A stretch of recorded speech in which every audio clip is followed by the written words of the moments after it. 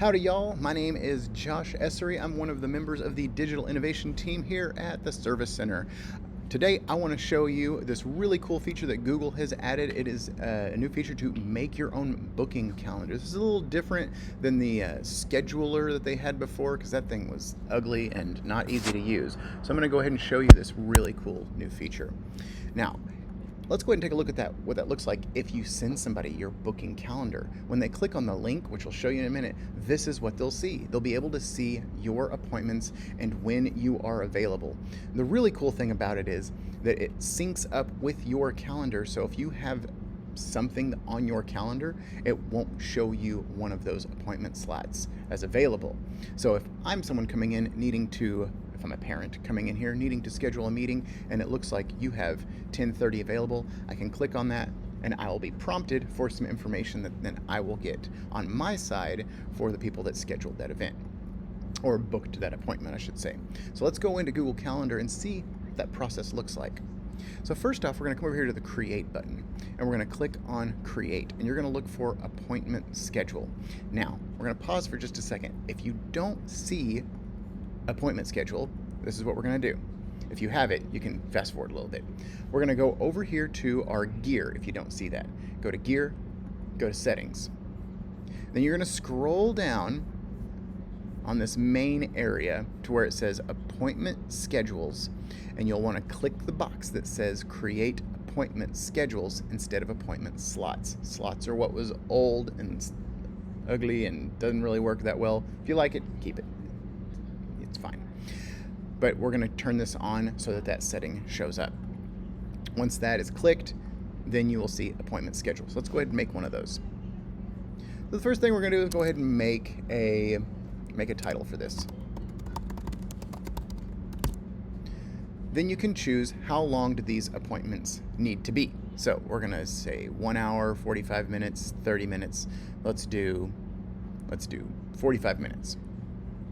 Then your availability. So you can set this for however you want to. You want it to repeat weekly, or do you not want it to repeat at all? And you can say, I don't want to do Mondays, I don't want to do Wednesdays, and I don't want Thursdays. Tuesdays and Fridays are good, but I don't even want to go all the way to 5, so you can even adjust those times. And if you want to add a time slot, so maybe you only want to do 9 to 10:30 on these days, then you can add another one to Tuesday, so it starts at 11:30 and maybe goes to 2 p.m. So you can really customize what that availability looks like on that calendar invite.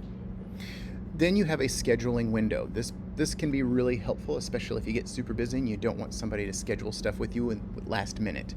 So when do you want this window to open up? Do you want it this week immediately? Do you want it next week? Do you want it a month from now? Then you can say, what is the maximum time in advance that an appointment slot can be booked? So do you want somebody to be able to go 60 days out from today to be able to schedule for you, or do you want them to go 90 days? How far out can they schedule with you? And then this one, which is really nice, what is the minimum amount of time? Because if you don't have that one checked, someone could open up my appointment calendar and book a meeting with me 5 minutes from now, which I may not be ready for. So if you set that good 12-hour buffer, you can even set it longer or shorter if you want to, for when they can actually set that appointment. You can even then adjust the availability down there for when you're unavailable, and you can add specific unavailable days if you want to customize that even further. Your booked appointment settings. So how do those need to be treated on your calendar? You can add buffer time. So if you need time in between meetings, you can even click that and it'll put buffer time in between meetings when they are booked.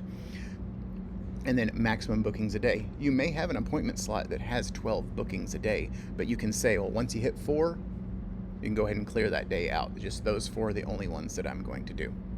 Once you're through with the screen, click Next.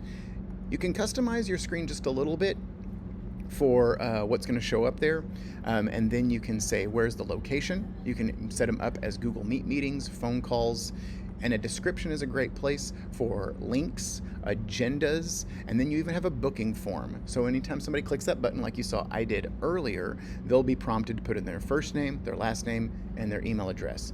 You can add one additional customized item, so you can either make it a phone number or you can just say custom item. So if it was a parent meeting, maybe you just want to say who is in attendance, because it may be from one person's calendar, but you may have 2 people joining the meeting. So you can really customize what that information is that you need back when they book a meeting. And then booking confirmations and reminders, how are those going to be treated to remind people? So do you want an email reminder? The person who made the appointment will get a reminder before the appointment. And you can also add more reminders a day before, 10 minutes before, customize those. You can add as many reminders for those people that booked as much as you want to. And then you'll go ahead and click save. Once you do that, you'll get this page right here, and you can open the booking page, and that will show you what it looks like on the other person's side. And then also, you can go here to the edit if you need to change some stuff. You can go back in there, you get that same pop-out window, you can go ahead and set that information. So one more thing about that window, after you edit, if you need to delete it, you can delete it from that box, and you have some options. So you can delete just 1 week, you can delete all the weeks, or just say all availability, just wipe that out. I was just practicing, or I don't need any of that anymore. You can do the whole thing. So hopefully you find that Google Booking Calendar pretty helpful. You'll start kind of realizing some situations to use that in the more that you kind of play with it. If you need anything, feel free to call me if you just want to chat about Google, or if you need some updates or anything like that. I do have a playlist of videos.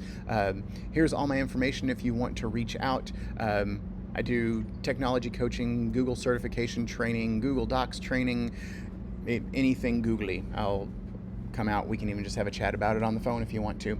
But there's my information down at the bottom. And if you want to reach out and see on the web, you'll reach out on the web, not to me. But if you want to reach out to the web and you want to put that bit.ly in, those are all the Google videos that I've kind of created for teachers and people here at the Service Center. They're little 5-minute videos that just kind of show you a really cool tool with Google. So I hope you had a great time watching, and if you have any questions, please reach out and we'll talk about the Googles.